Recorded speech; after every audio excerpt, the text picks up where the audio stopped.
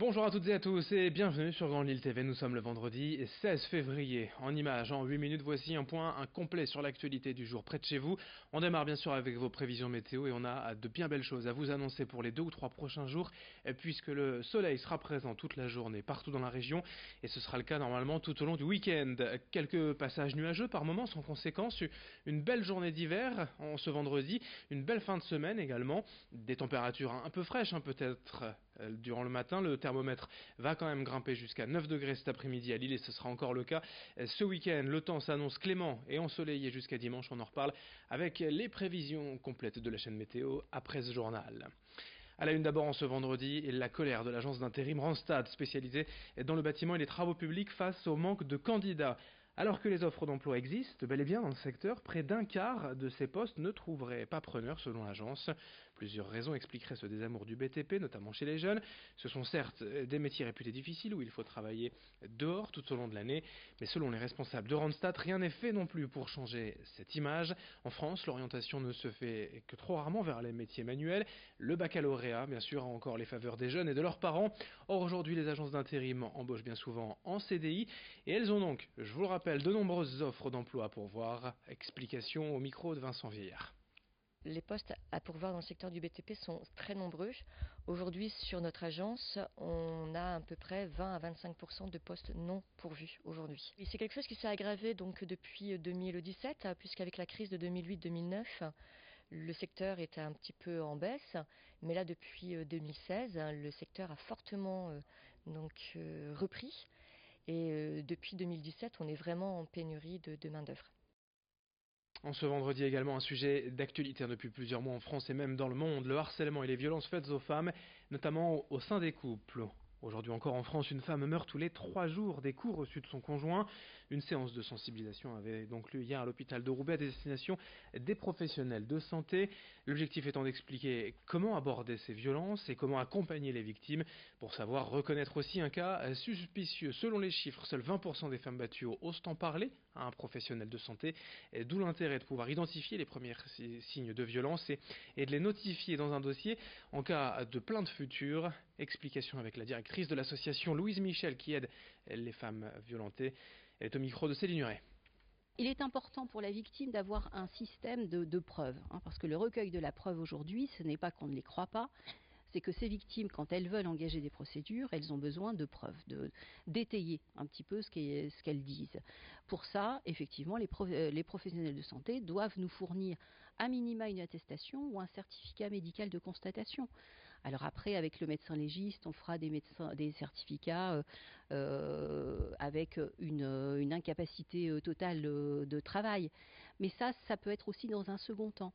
En tout cas, on a besoin que ces professionnels-là, s'ils ont vu, constaté des choses, de pouvoir les consigner à un moment ou un autre dans le dossier de la patiente, mais un dossier qui est gardé.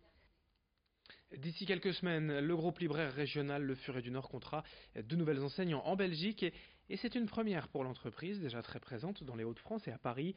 2 librairies prochainement intégrées au groupe en Wallonie, à Louvain et à Namur précisément. À chaque fois, les salariés seront conservés, a d'ores et déjà annoncé Le Furet du Nord, portant ainsi le nombre total d'employés à 420 cette année.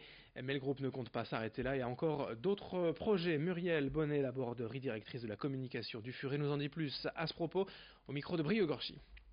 Pour Louvain-la-Neuve, ils sont 16 personnes. Nous gardons toutes les équipes.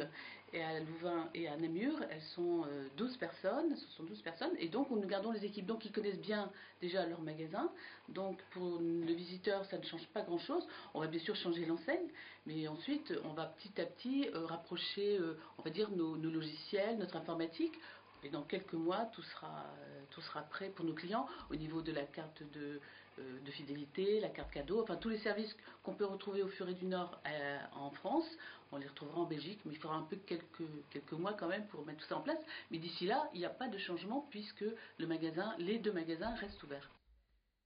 Dans cette édition, également quelques images d'un nouveau lieu de vie et d'un lieu social pour les étudiants à Villeneuve d'Ascq. L'Université des sciences humaines et sociales accueille depuis peu la Campisserie, une épicerie solidaire où les bénéficiaires ne payent que 20% du prix d'achat des produits alimentaires ou d'hygiène. Un endroit financé par l'Université de Lille, l'AMEL, l'État et les entreprises privées.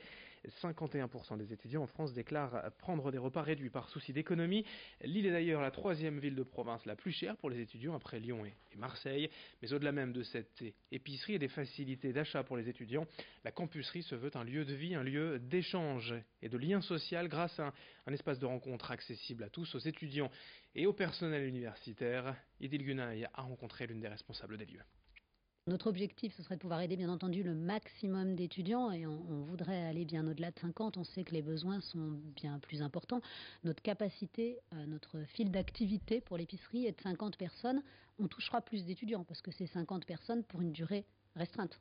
L'épicerie solidaire, c'est un accès avec un montant de panier déterminé et une durée déterminée. Donc un étudiant peut, en fonction du projet qu'il a à financer, n'avoir besoin d'accéder à l'épicerie que 1 mois, 2 mois, 3 mois et laisser la place à un autre après. Pour finir ce journal, quelques images d'Art-Up. La foire d'art contemporain incontournable au nord de Paris a ouvert ses portes mercredi soir à l'île Grand Palais. C'est la 11e édition. Plus de 30 000 visiteurs enregistrés l'an dernier et une centaine de galeries de retour au rendez-vous en 2018. Des enseignes de la France entière mais aussi de Belgique et des Pays-Bas. Notez qu'en plus de découvrir des centaines d'œuvres, vous pourrez aussi profiter d'ateliers, de gravures, de photographies ou encore de portfolios. Présentation de l'événement avec l'une des responsables de l'organisation au micro de Céline Huret. On a vraiment de tout sur Art-Up, c'est ce qui plaît aussi autant dans la proposition artistique que dans le visitorat. C'est vraiment fait pour être une foire qui soit ouverte, donc on va avoir des étudiants qui parfois tombent amoureux de jeunes estampes, de jeunes artistes et du coup qui peuvent aussi notamment se les offrir parce que c'est pas très cher. Donc vous avez des étudiants, des amateurs d'art qui viennent juste pour découvrir de nouveaux artistes et vous avez aussi des grands collectionneurs qui viennent se faire plaisir, acheter une ou plusieurs toiles tout au long de la foire jusqu'au dimanche. Et rapidement le programme sport du week-end. D'abord en football, en Ligue 1, c'est un nouveau choc et un nouveau match au sommet qui attend les Lillois.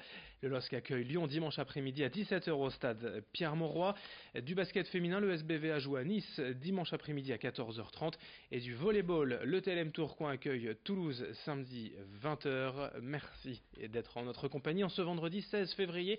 La suite sur Grand Lille TV, les prévisions météo avec du soleil, une belle météo pour la fin de semaine.